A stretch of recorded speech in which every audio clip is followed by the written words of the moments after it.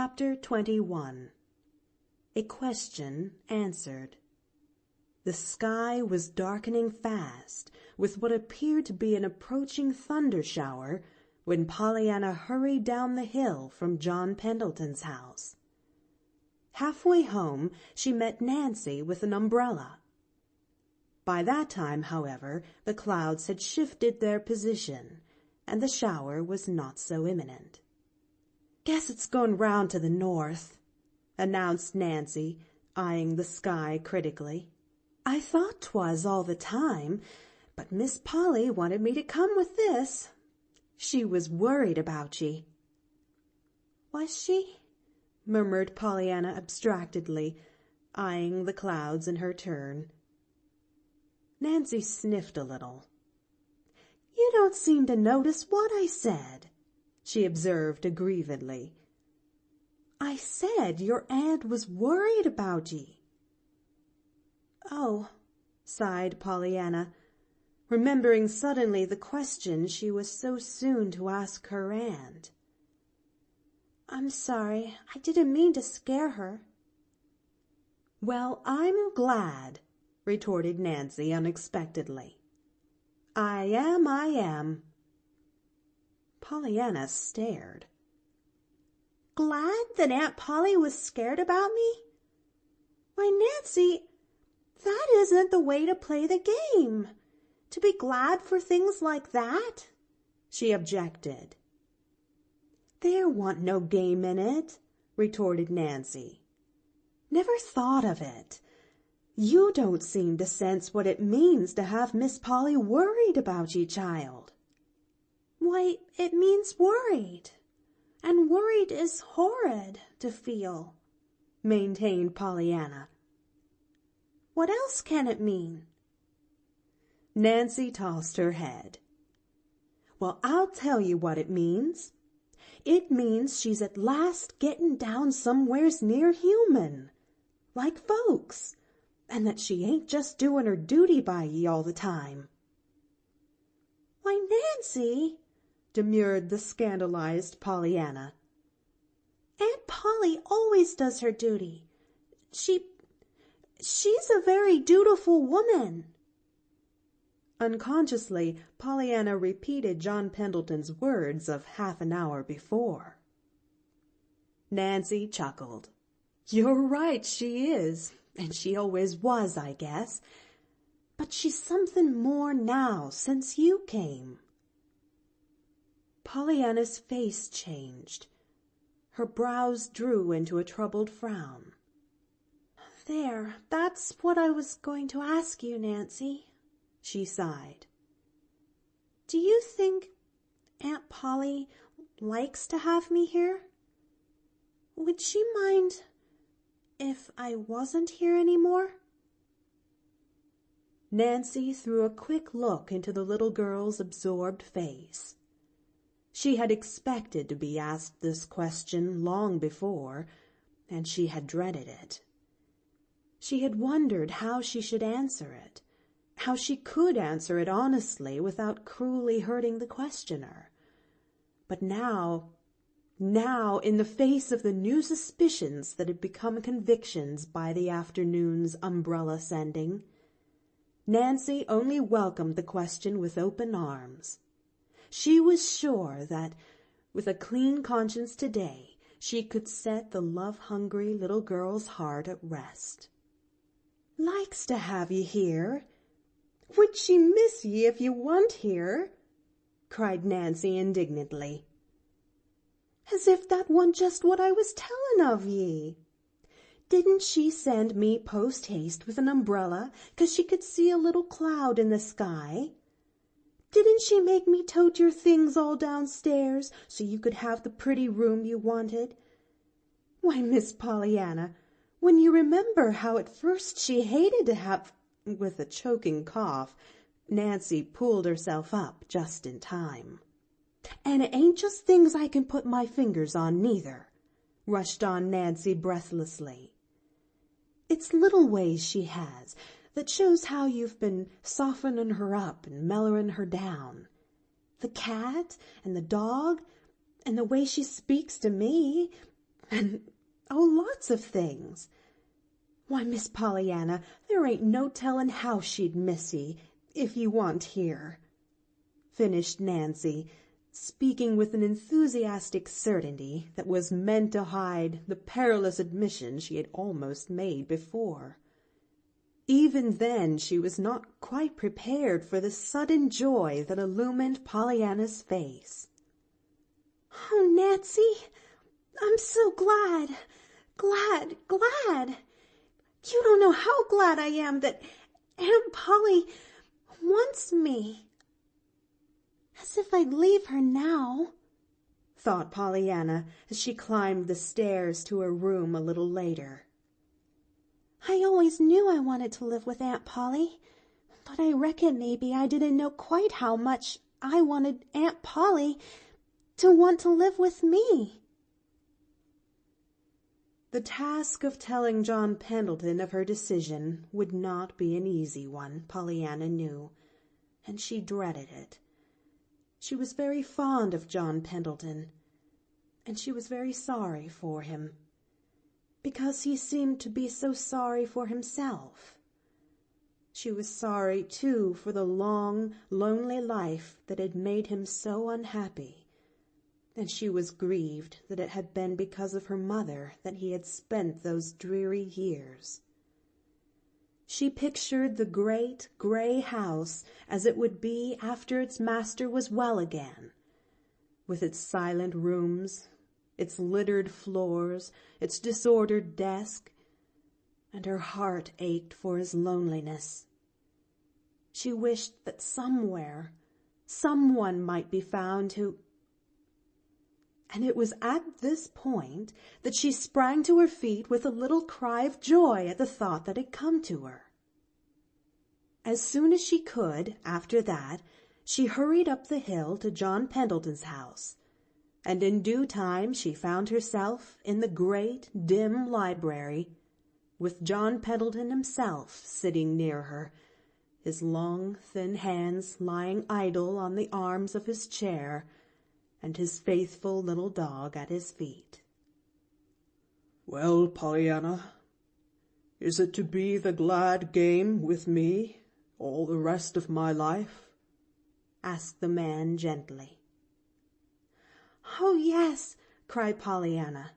"I've thought of the very gladdest kind of a thing for you to do, and—" "With you?" asked John Pendleton, his mouth growing a little stern at the corners.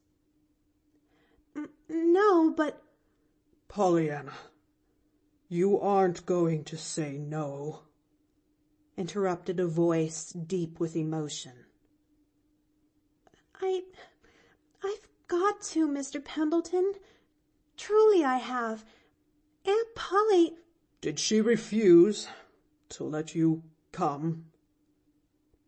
I didn't ask her," stammered the little girl miserably.